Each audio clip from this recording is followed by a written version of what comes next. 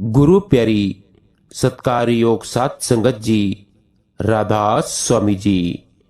प्यारी सात संगत जी, आज का यह सत्संग गुरु घर की बानी में से होने जा रहा है। सत्संग बड़ा ही महत्वपूर्ण और रूहानियत से भरा हुआ है। बेनती है कि अपने अपने गुरुमुखों को याद करके आज के इस सत्संग का पूरा लाभ लेने की कोशिश करें। प्यारी साध संगत जी, प्रश्न पूछा गया है कि भजन सिमरन में बैठते समय अगर मृत्यु सताए तो क्या करें। साध संगत जी, मृत्यु की तैयारी का उत्तम साधन है भजन सिमरन। असल में भजन शरीर को छोड़ने की तैयारी मात्र है। यही भजन का असली उद्देश्य है। मंच पर नाटक खेलने से पहले आप अपने पाठ को कई बार दोहराते हैं ताकि आप अपना पाठ अदा करने में पूरी तरह कुशल हो जाएं। इसी प्रकार भजन मृत्यु का दैनिक रिहर्सल या पूर्वा अभ्यास है, ताकि हम जब भी और जिस तरह से भी मरेंगे उसके लिए पूरी तरह तैयार हो जाएं। भजन सुमिरन शारीरिक और मानसिक दृष्टि से कितना भी लाभदायक क्यों न हो, पर इससे प्राप्त होने वाले रूहानी लाभ का अंदाजा लगा सकना असंभव है। संत सदगुरु समझाते हैं कि भजन सुमिरन से मन आत्मा पर चढ़ी अनंत कर्मों की मैल उतरती है और आत्मा की शक्ति बढ़ती है। भजन सुमिरन द्वारा हौमे से छुटकारा मिलता है, शब्द के साथ लीव जुड़ती है और हम मन माया के मंडलों को पार करके उन ऊंचे रूहानी मंडलों में पहुंच जाते हैं जहां आत्मा अपना निज स्वरूप प्राप्त कर लेती है। भजन सुमिरन के लिए किए गए यत्नों से हम इस बात को अभिव्यक्त करते हैं कि हमारे अंदर आत्मज्ञान और परमात्मा के साथ मिलाप करने की कितनी प्रबल इच्छा है। भजन सुमिरन वह प्रार्थना है जिससे कुल मालिक सबसे ज्यादा प्रसन्न होता है। भजन सुमिरन वह एकमात्र साधन है जिससे हम अपने स्रोत में वापस समा सकते हैं। इस प्रकार भजन सुमिरन की सहायता से हम आत्मा की पहचान द्वारा परमात्मा की पहचान के योग्य बन जाते हैं। हमें भजन सुमिरन का अभ्यास मन की तसल्ली के लिए नहीं करना, बल्कि इसलिए करना है क्योंकि हमारे अंदर परमात्मा का प्रेम है और पिता परमेश्वर चाहता है कि हम भजन सुमिरन करें। भजन सुमिरन द्वारा प्राप्त हुई एकाग्रता से अंत समय मन और आत्मा को शक्ति और सही दिशा प्राप्त होती है। संत सदगुरु समझाते हैं कि भजन सुमिरन द्वारा मृत्यु पर विजय प्राप्त की जा सकती है। कितनी खुशकिस्मती की बात हो अगर तू एक रात रूह को शरीर से बाहर निकाल ले और शरीर की कब्र पीछे छोड़कर अंदरूनी आसमानों पर चढ़ जाए। अगर तेरी रूह शरीर को खाली कर दे तो तू मौत की तलवार के वार से बच जाएगा और एक ऐसे बाग में दाखिल हो जाएगा जहां कभी पतझड़ नहीं होती। जीते जी मरने का अभ्यास करने के लिए ध्यान को तीसरे तिल पर टिकाना पहला कदम है। भजन सुमिरन के लिए निश्चित किए गए समय के साथ साथ ध्यान को हर समय तीसरे तिल पर टिकाने का अभ्यास भी करना चाहिए। ऐसा अभ्यास हमारे लिए और भी अधिक लाभदायक होगा अगर इसे उन पलों में किया जाए जब हालात मृत्यु के समय से मिलते जुलते हो, जबकि सभी कुछ अव्यवस्थित सा बिखरा बिखरा हो या हमारे काबू से बाहर हो। वे पल तब हो सकते हैं जब मन पर क्रोध या लोभ का हमला हो, जब किसी दुख या पीड़ा में से गुजर रहे हो, जब कुछ ऐसी परिस्थितियों को संभालने का यत्न कर रहे हो जो हमारे वश से बाहर हो गई हो। ऐसे हालत में हमें निर्लिप्त रहने का गुण सिखाने वाले उत्तम अवसर होते हैं। ये अवसर हमें सुमिरन द्वारा अपना ध्यान तीसरे तिल पर एकाग्र करके अन्य हर चीज से ऊपर उठ जाने की शिक्षा देते हैं। यह शिक्षा और आत्म संयम अंत समय बहुत लाभदायक सिद्ध होगा। इससे हमें व्यवहारिक जीवन में बहुत सहायता मिलेगी और हम शांत और निश्चिंत ढंग से अपना दैनिक जीवन बिता सकेंगे।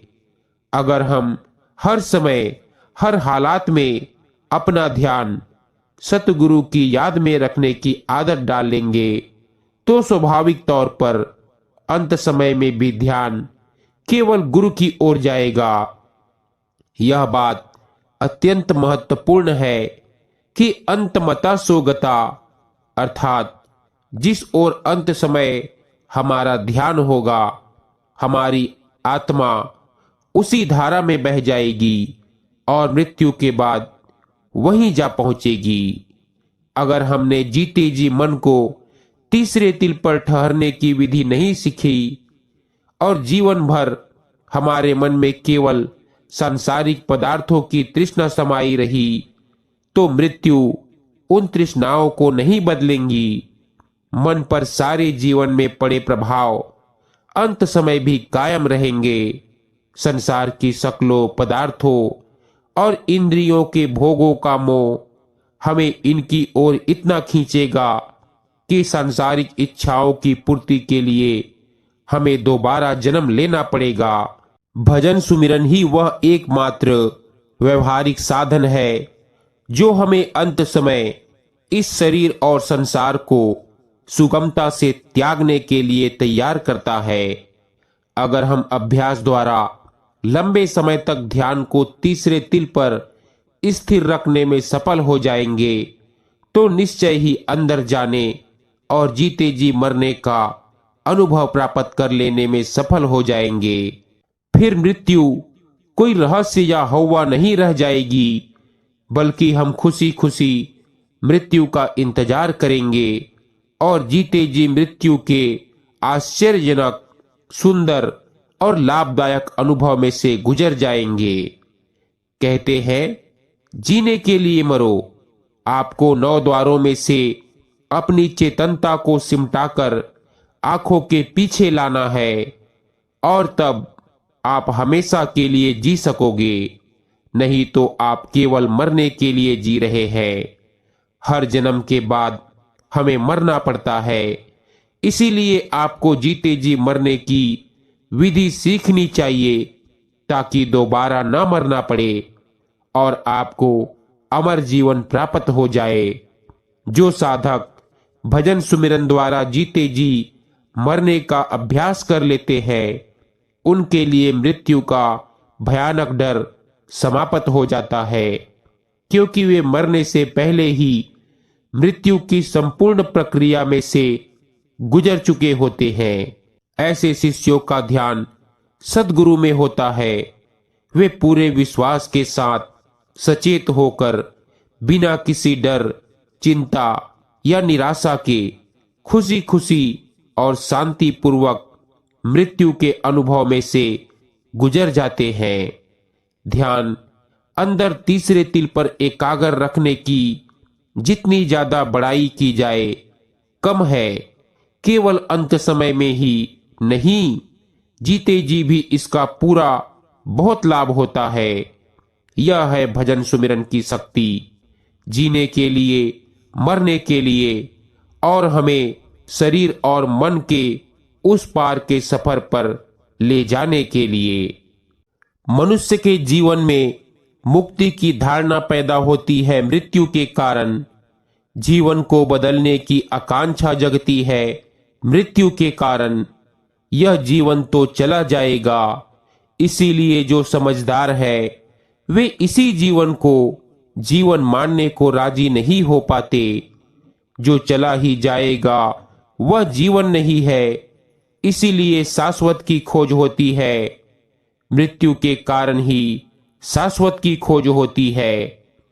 थोड़ी देर को तुम सोचो कि मृत्यु ना हो तो तुम शाश्वत की खोज किस लिए करोगे? तुम स्वयं ही शाश्वत हो। मृत्यु ना हो तो मोक्ष का प्रश्न कहाँ है? मृत्यु होने की बात ही व्यर्थ है। और मृत्यु ना हो तो धर्म तत्क्षण विदा हो जाएगा। पशुओं पक्षियों में धर्म नहीं है, क्योंकि उन्हें अपनी मृत्यु का पता नहीं है। मनुष्य में भी धर्म शून्य हो जाएगा अगर यह पक्का हो जाए कि मृत्यु नहीं होने वाली है। हमें चाहिए कि इसे ठीक से समझें। तुम्हारे जीवन में मृत्यु का बोध कितना प्रगाढ़ और स्पष्ट हो जाएगा, उतने ही तुम्हारे पैर परमात्मा की तरफ बढ़ने शुरू हो जाएंगे। अगर तुम्हें ऐसा लगने लगे कि मृत्यु किसी भी क्षण घटित हो सकती है, जो कि सच है, आने वाला क्षण हो सकता है मृत्यु का क्षण, हो सकता है जो श्वास बाहर जाती है फिर भीतर ना आए, तो इसी क्षण तुम्हारा जीवन दूसरा हो जाएगा। तुम्हारे जीवन का अर्थ, आयाम सब बदल जाएगा। तुम वही ना कर सकोगे जो एक क्षण पहले तक कर रहे थे। मृत्यु की घटना सब बदल देंगी। मैंने सुना है एक युवक एक संत के पास आता था। एक ही प्रश्न बार बार पूछता था। प्रश्न यह था कि मैंने तुम्हें सब तरफ से देखा और परखा, वर्षों से तुम्हारी पहचान की, कहीं कोई भूल नहीं दिखाई पड़ती। तुम्हारा जीवन ऐसा निर्मल है, तुम्हारे जीवन की धारा ऐसी निर्दोष है कि कहीं कोई मलिनता दिखाई नहीं पड़ती।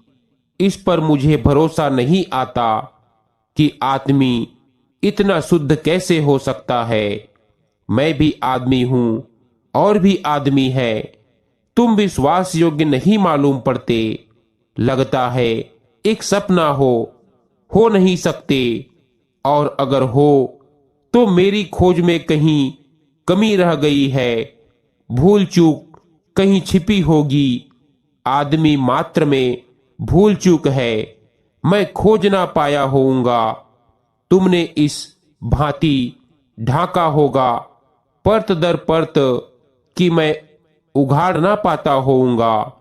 मेरी खोजने की सामर्थ्य तुम्हारे छिपाने की सामर्थ्य से कम होगी, ऐसा संदेह मन में होता है। संत सुनता रहा, लेकिन यह बार बार उठाया गया था सवाल। तो एक दिन संत ने कहा, अब जवाब देना जरूरी है, तेरा हाथ देखना चाहता हूं। युवक कुछ समझा नहीं कि हाथ देखने से मेरे प्रश्न का क्या संबंध होगा। हाथ संत ने देखा और कहा कि कहना तो नहीं चाहिए, लेकिन सत्य को छिपाना उचित नहीं है। कल सुबह सूरज उगने के साथ ही तेरा अंत हो जाएगा। इधर सूरज उगेगा, उधर तेरा सूरज डूब जाएगा। तेरी मौत की घड़ी करीब आ गई है। तेरी उम्र की रेखा कट गई है।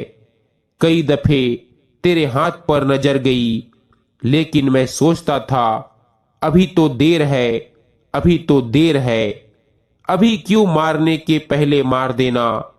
लेकिन अब देर नहीं है, यह आखिरी मिलन है। कल सुबह के बाद तो फिर तू मिल ना पाएगा मुझे। अब मैं निश्चिंत हुआ, यह तुझसे कह दिया, मेरा बोझ हल्का हो गया। अब तू पूछ, क्या पूछना है? वह जो प्रश्न सदा से युवक ने पूछा था, भूल गया। जब अपनी मौत आ गई तो किस में दोष है, किस में दोष नहीं है, किसको प्रयोजन है? यह तो सुविधा के समय की बातचीत है। वह उठकर खड़ा हो गया। उसने कहा कि अभी मुझे कोई प्रश्न नहीं सूझता, मुझे घर जाने दे। संत ने कहा, रुको भी, इतनी जल्दी क्या है? कल सुबह को अभी काफी देर है। अभी तो दिन पड़ा है, रात पड़ी है, 24 घंटे लगेंगे। इतनी घबराने की कोई जरूरत नहीं है। उस युवक ने कहा, बातचीत बंद करो, मेरी मौत आ गई है, तुम्हें यहां बैठकर बकवास करने की पड़ी है। संत ने कहा, लेकिन भाई तुम सदा एक प्रश्न पूछते थे, फिर कभी ना पूछ पाओगे, क्योंकि कल सुबह तुम विदा हो जाओगे। आज मैं उसका उत्तर देने को तैयार हूं। उस युवक ने कहा, रखो अपना उत्तर अपने पास, मुझे घर जाने दो, मुझे पकड़ो मत। उसके हाथ पैर कांप रहे हैं। अभी आया था, बल से भरा था, अभी पैर रखता था तो ताकत थी, सब शक्ति खो गई, कहीं कुछ बदलाहट नहीं हुई है, सब वैसा का वैसा है, कोई बीमार नहीं हो गया है अचानक, लेकिन स्वास्थ्य खो गया। बीमारी तो नहीं आई, स्वास्थ्य जा चुका। आया था तब सीढ़ियों पर चलने में एक नित्य था, जवानी थी। लौटता था तो सीढ़ियों के पास की दीवार का सहारा लेकर उतरने लगा। आंख पर धुंध छा गई, पैर कांपने लगे। फकीर ने कहा, भाई ऐसी क्या बात है, अभी आए थे तब भले चंगे थे, अब इतने क्या परेशान हो रहे हो, ऐसा क्या दीवाल पकड़ रहे हो। जवान आदमी हो, लेकिन अब उसे कुछ सुनाई ना पड़ा। कान जैसे बहरे हो गए, आंख जैसे अंधी हो गई। सारी इंद्रियों का खेल है। जब तक जीवन है, जब जीवन ही जाता हो तो सब इंद्रियां उदास हो गई। वह घर जाकर बिस्तर पर लेट गया।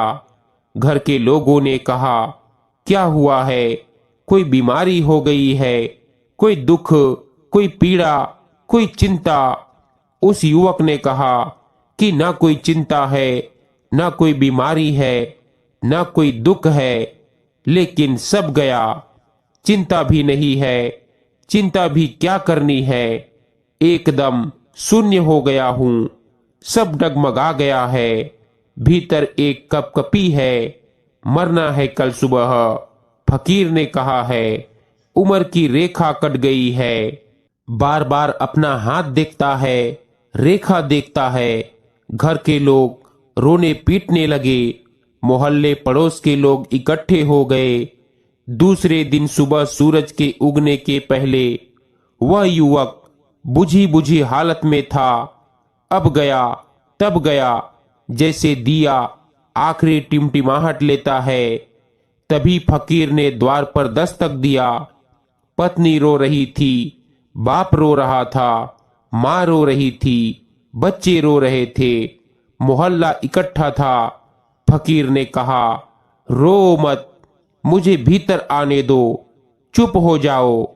उस युवक को हिलाया, आंख खोल। उसने आंख खोली, लेकिन पहचान न सका कि कौन खड़ा है। प्रत्याभिष्ठा नष्ट हो गई। फकीर ने कहा, तेरे सवाल का जवाब देने आया हूं। उस युवक ने कहा, बंद भी करो, सवाल का जवाब मांगता कौन है। उस फकीर ने कहा, लेकिन जो मैंने यह तेरे हाथ की रेखा की बात कही है, यह तेरे सवाल का जवाब है। अभी तेरी मौत आई नहीं है। मैं तुझसे यह पूछता हूं कि इन 24 घंटों में तूने कोई पाप किया? सवाल का उत्तर है। युवक उठकर बैठ गया। तो मौत नहीं आ रही? फकीर ने कहा, यह सिर्फ मजाक था, सिर्फ यह बताने के लिए कि अगर मौत आती हो तो आदमी के जीवन से पाप खो जाता है। 24 घंटे में कोई पाप किया? किसी को दुख पहुंचाया? उस युवक ने कहा, दुख की बात करते हैं, दुश्मनों से क्षमा मांग ली, सिवाय प्रार्थना के इन 24 घंटों में कुछ भी नहीं किया है। फकीर ने कहा कि मेरे जीवन में भी जो तुझे पवित्रता दिखाई पड़ती है, वह मौत के बोध के कारण है। तुझे 24 घंटे बाद मौत दिखाई पड़ती है, मुझे 24 साल बाद दिखाई पड़ती है। इससे क्या फर्क पड़ता है? मौत है, मौत का होना काफी है। वह 70 दिन बाद आएगी कि 70 साल बाद आएगी, इससे क्या? यह तो ब्यौरे की बात है, इसमें कोई फर्क नहीं पड़ता। आ रही है, जो आ रही है वह आ ही गई है। उसने मेरे जीवन को बदल दिया है। मृत्यु का बोध जीवन को रूपांतरित करता है, जीवन को पुण्य की गरिमा से भरता है, जीवन को पवित्रता की श्वास से भरता है, जीवन को पंख देता है परलोक जाने के, परलोक की अभिप्सा देता है, परमात्मा की खोज की आकांक्षा जगाता है। लेकिन पश्चिम में जो खोज चलती है मृत्यु की, वह धर्म की खोज नहीं है, वह धर्म से बचने की खोज है। कैसे हम मृत्यु को जीत ले, कैसे आदमी को लंबाया जा सके। अगर हृदय टूट जाता है तो प्लास्टिक का हृदय कैसे लगाया जा सके?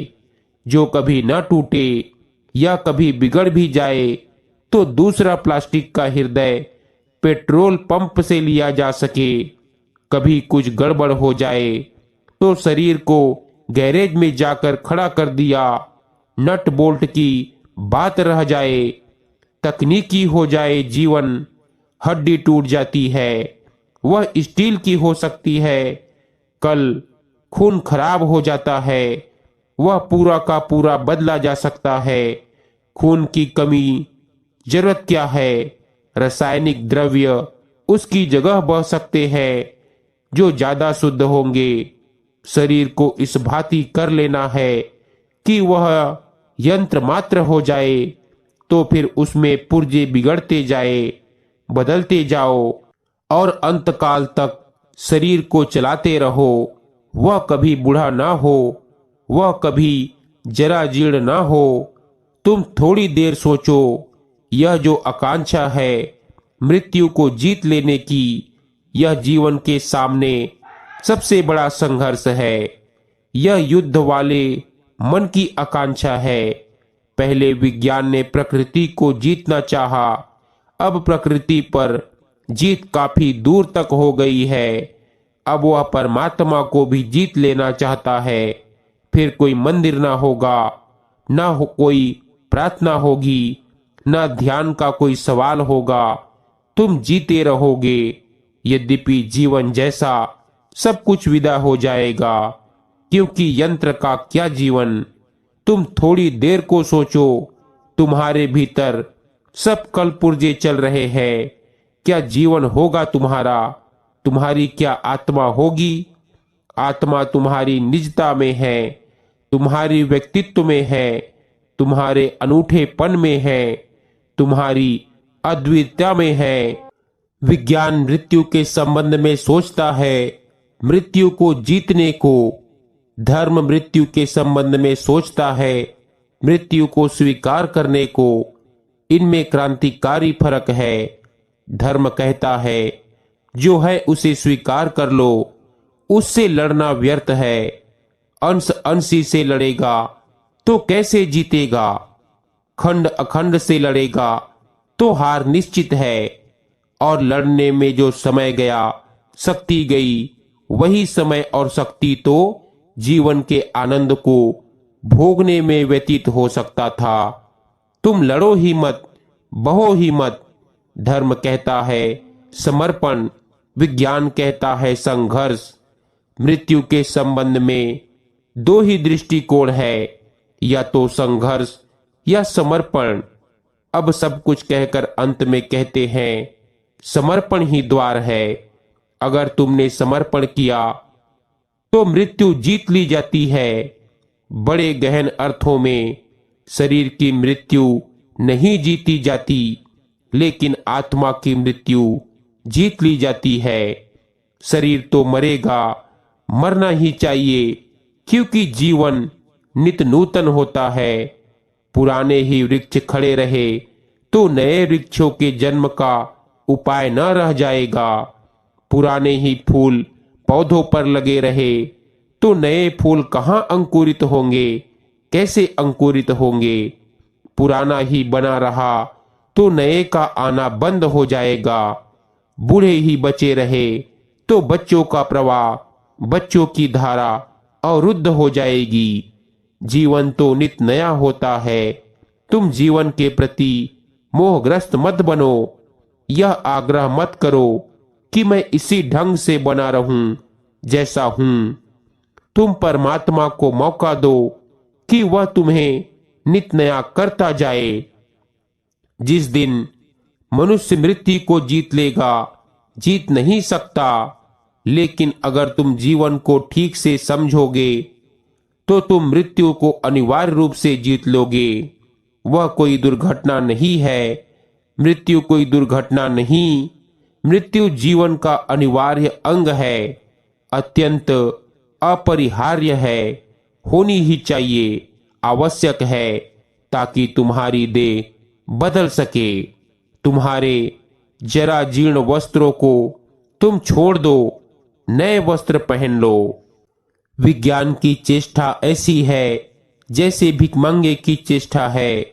उसके पास फटे पुराने कपड़े हैं, चिथड़े हैं, वह उन्हीं में थेगड़े लगाए जाता है, मगर छोड़ता नहीं है।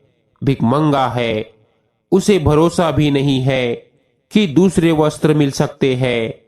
सम्राट अपने वस्त्रों पर थेगड़े नहीं लगाता। वस्त्र इसके पहले की पुराने हो छोड़ देता है, नए वस्त्र उपलब्ध हो जाते हैं। सो गुरु प्यारी साध संगत जी, भजन सिमरन में बैठते समय मन में मृत्यु का डर कभी भी न आने दे। मालिक सबकी संभाल करेंगे। गुरु को सब पता है, वे सबकी संभाल जरूर करेंगे। हमें अपने भजन सिमरन को पूरा वक्त देना है, कभी भी यह नहीं सोचना कि क्या होगा। सो गुरु प्यारी साध संगत जी, आज का हमारा सत्संग यहीं समाप्त होता है। मिलते हैं एक नए सत्संग वीडियो के साथ। तब तक के लिए आप सभी को प्यार भरी राधा स्वामी जी।